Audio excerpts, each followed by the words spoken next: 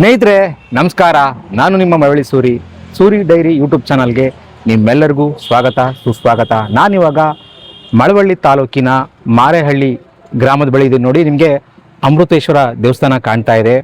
ಈ ಒಂದು ದೇವಾಲಯ ಕೆಲ ವರ್ಷಗಳ ಹಿಂದೆ ಒಂದು ಪಳೆಯುಳಿಕೆ ರೀತಿಯಲ್ಲಿ ಇತ್ತು ಸ್ನೇಹಿತರೆ. ಈಗ ಈ ಒಂದು ದೇವಸ್ಥಾನನ ಒಬ್ಬ ಶ್ರೀಯುತರು ಇದನ್ನು ತುಂಬ ಒಂದು ಕಷ್ಟಪಟ್ಟು ಅಭಿವೃದ್ಧಿಪಡಿಸಿದ್ದಾರೆ. ಬನ್ನಿ ಅವ್ರನ್ನ ಮಾತಾಡ್ಸೋಣ.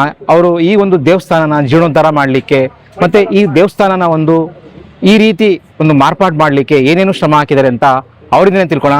ಬನ್ನಿ ಸ್ನೇಹಿತರೆ. ಸರ್, ಏನು ಒಂದು ಈ ದೇವಾಲಯ ಇದೆಯಲ್ಲ, ಅಮೃತೇಶ್ವರ ಸ್ವಾಮಿ ದೇವಸ್ಥಾನ ಇದೆಯಲ್ಲ, ಇದು ಕೆಲವೊಂದು ದಶಕಗಳ ಹಿಂದೆ ಒಂದು ಪಳೆಯುಳಿಕೆ ರೀತಿಯಲ್ಲಿತ್ತು. ಯಾವುದೇ ರೀತಿಯ ಈ ರೀತಿ ಒಂದು ವೈಭವವಾಗಿರಲಿಲ್ಲ ಸರ್. ಈ ಒಂದು ದೇವಸ್ಥಾನದ ಒಂದು ಅಭಿವೃದ್ಧಿ ಆಗಲಿಕ್ಕೆ ಮತ್ತು ಒಂದು ವೈಭವವಾಗಿ ನಿರ್ಮಾಣ ಆಗಲಿಕ್ಕೆ ನೀವೇ ರೂವಾರಿಗಳು ಅಂತ ತಿಳಿದು ಬಂತು ಸರ್. ಹೇಳಿ ಸರ್, ಇದರಿಂದಿರುವಂಥ ಒಂದು ಕಾರಣನ ನಮ್ಮ ವೀಕ್ಷಕರಿಗೆ ತಿಳಿಸ್ಕೊಡಿ ಸರ್. ನಾನು ಲಕ್ಷ್ಮೀ ನರಸಿಂಹ ದೇವಸ್ಥಾನಕ್ಕೆ ಮಾರೇಹಳ್ಳಿಗೆ ಬರ್ತಾ ಇದೆ 2011 ಡಿಸೆಂಬರಿಂದ 2017ಗೆ ಇದು ಪಾಳು ಬಿದ್ದಿತ್ತು. ತುಂಬ ದಿವಸ ನಾನು ನೋಡ್ತಾ ಇದ್ದೆ. ಹಾಗೆ ಆಕಸ್ಮಿಕವಾಗಿ ಒಳಗಡೆ ಬಂದು ನಾನು ಗಮನಿಸಿದೆ.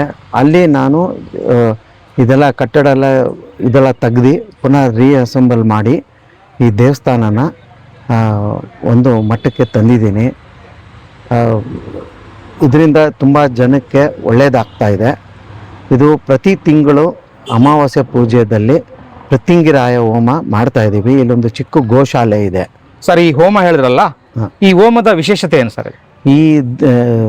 ಈ ಹೋಮದ ವಿಶೇಷ ಏನು ಅಂದರೆ, ಯಾರು ತುಂಬ ಶತ್ರುಗಳನ್ನ ವಿನಾಶ ಮಾಡೋದು ಈ ಪ್ರತ್ಯಂಗಿರ ಹೋಮ. ಆಮೇಲೆ ಇವತ್ತು ಹೋಮಕ್ಕೆ ನಡೆಯೋಕ್ಕೂ ಮುಂಚೆ ಒಂದು ಕರು ಅಲ್ಲಿ ಕಟ್ಟಾಕಿರೋದನ್ನ ಬಿಡಿಸ್ಕೊಂಡು ಓಡಿ ಬಂದು ಹೋಮದ ಕುಂಡ ಒಳಗಡೆ 5.5 ಅಡಿ ಜಂಪ್ ಮಾಡಿಬಿಟ್ಟು ಅಲ್ಲಿ ಇದು ತೊಪ್ಪೆ ಹಾಕಿದೆ. ಇದು ಒಳ್ಳೆ ಸೂಚನೆ ಅಂತ ನಮಗೆ ತಿಳಿದು ಬಂದಿದೆ ಸರ್. ಈಗ ನೀವು ಮೂಲತಃ ಯಾವ್ರವ್ರು ಸರ್? ನಾನು ಮೂಲತಃ ಬ್ಯಾಂಗ್ಳೂರು. ನಮ್ಮ ತಾತ ಬಂದು ಮೂಗೂರವರು. ನಾನು ಪ್ರತಿ ಮಂಗಳವಾರ 2011 ಡಿಸೆಂಬರಿಂದ ನಾನ್ ಸ್ಟಾಪ್ ಇವತ್ತವರೆಗೂ ಒಂದು ದಿವಸ ತಪ್ಪಿಸಿಲ್ಲ. ಕೋವಿಡಲ್ಲೇ ಸರಿಯಾಗಿ ಬಂದಿಲ್ಲ. ನಮ್ಮ ತಂದೆ ತೀರೋದಾಗ ಎಲ್ಲ ಸೇರಿ ಅಟೆಂಡೆನ್ಸ್ ನೋಡಿದ್ರೆ 99.5% ಇಲ್ಲಿಗೆ ಬರ್ತಾಯಿದ್ದೀನಿ ಈ ಕ್ಷೇತ್ರಕ್ಕೆ. ಸರ್, ಇವಾಗ ನೀವು ವಾಸ ಬಂದು ಬೆಂಗಳೂರಲ್ಲಿದ್ದೀರಾ? ಹೌದು. ಆದರೂ ಒಂದು ಪರ ಊರಿಗೆ ಬಂದು ಸ್ಥಳವಲ್ಲದ ಸ್ಥಳ ಇದು. ಆದರೂ ಈ ದೇವಸ್ಥಾನನ ಈ ಮಟ್ಟಿಗೆ ಅಭಿವೃದ್ಧಿ ಮಾಡಲಿಕ್ಕೆ ಬೇರೆ ಏನಾದ್ರು ವಿಶೇಷ ಕಾರಣ ಇದೆ ಸರ್? ಏನೂ ಇಲ್ಲ. ಸುಮ್ಮನೆ ಈ ಕಡೆ ಲಕ್ಷ್ಮೀ ನರಸಿಂಹಗೆ ಪ್ರದಕ್ಷಿಣೆ ಹಾಕ್ಬಿಟ್ಟು ಹೋಗ್ತಾ ಇರಬೇಕಾದ್ರೆ ಈ ದೇವಸ್ಥಾನ ತುಂಬ ದಿವಸ ನೋಡ್ತಾ ಇದ್ದೆ. ಆಮೇಲೆ 2017ಗೆ ಬಂದು ಒಳಗಡೆ ಬಂದು ಪ್ರವೇಶ ಮಾಡಿದೆ. ಲಿಂಗ ಎಲ್ಲ ತೆಗೆದುಬಿಟ್ಟಿದ್ರು. ಆಮೇಲೆ ಅದನ್ನೆಲ್ಲ ಇದು ಕಟ್ಟಡ ಎಲ್ಲ ತೆಗೆಸ್ಬಿಟ್ಟು ಎಲ್ಲ ಪುನಃ ಅದನ್ನು ನಂಬರಿಂಗ್ ಮಾಡಿ ಹೊಸದಾಗಿ ಈ ದೇವಾಲಯನ ಇದು ಮಾಡಿದ್ದೀವಿ. ನಮ್ಮ ಗುರುಗಳು ಡಾಕ್ಟರ್ ಸುಬ್ರಹ್ಮಣ್ಯಂ ಸ್ವಾಮಿ ಅವರು ಸುಧಾ ಇಲ್ಲಿಗೆ ಬಂದು ಉದ್ಘಾಟನೆಗೆ ಬಂದು ಹೋಗಿದ್ದಾರೆ.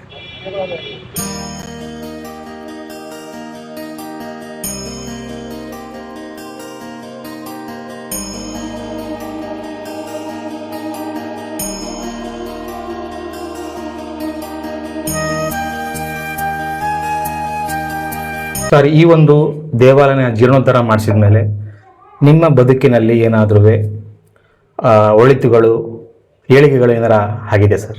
ನಾನು ಏನೇ ಕೆಲಸ ಮಾಡಿದ್ರು ಯಶಸ್ವಿಯಾಗಿ ಇದ್ದೀನಿ.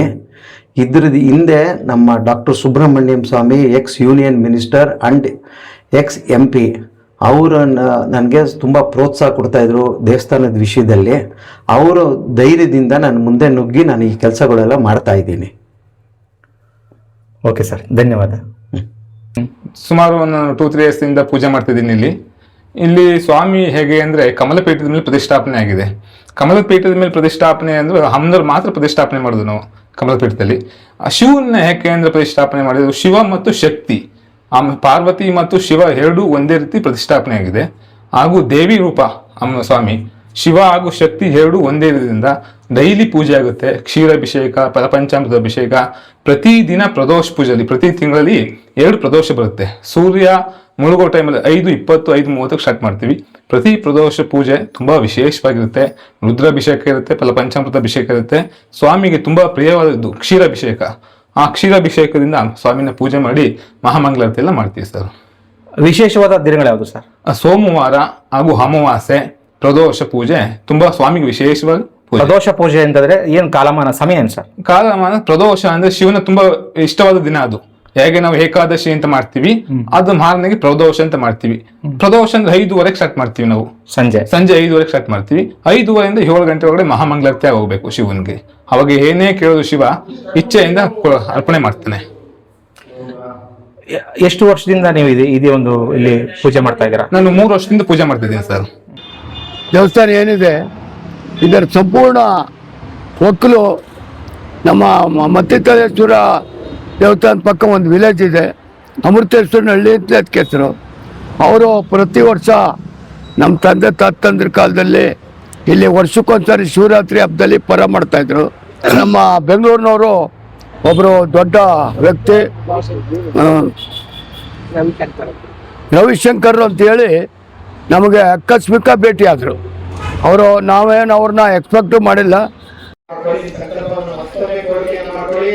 ನೋಡಿ, ನಾಚಿಕೆ ಇರಬಾರದು. ಭಕ್ತಿಯಲ್ಲಿ ಭಕ್ತಿ ಇರಬೇಕು, ದೃಢವಾಗಿರ್ಬೇಕು, ನಿರ್ದಿಷ್ಟವಾಗಿರ್ಬೇಕು, ಅದರಲ್ಲಿ ಸಂಶಯ ಇರಬಾರದು. ಮಗು ಭಕ್ತಾಗ ತಾಯಿ ಆನಂದಿಸ್ತಾಳಲ್ವಾ, ಮಗು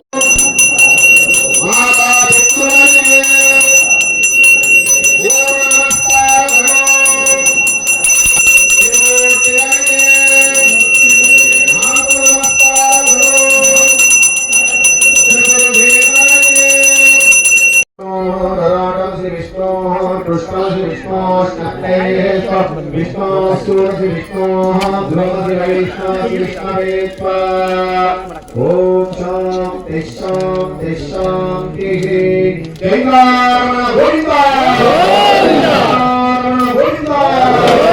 ಶಿವರಾತ್ರಿ ಹಬ್ಬದ ನಂತರ 2ನೇ ದಿವಸ ಮಂಗಳವಾರ ಮಹಾಪ್ರತಿಗೆ ಹೋಮ ಮತ್ತೆ ಇದೇ ರೀತಿ ಇರುತ್ತೆ. ಆಗ ಸ್ವಲ್ಪ ಬೇಗ 7 ಗಂಟೆಗೆ ಯೋಜನೆಯನ್ನ ಕಾರ್ಯರೂಪಕ್ಕೆ ಹಾಕೋಣ. ಸಭೆಯಲ್ಲಿ ಓಂ ಸಾಂತ ಹರೇಷ್ಠಾಯ